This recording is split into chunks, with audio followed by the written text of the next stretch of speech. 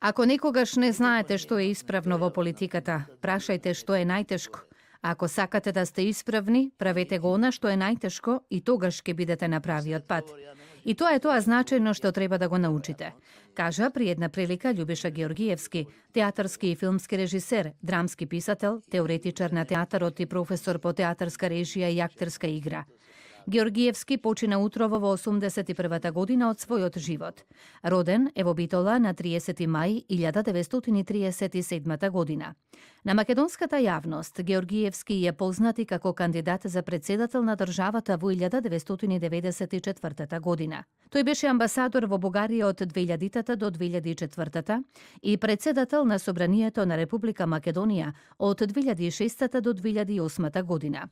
Љубиша Георгиевски замина, но остави плодна кариера со над 161 театарска представа, 20 на филмски остварувања, голем број есеи, колумни и театролошки текстови.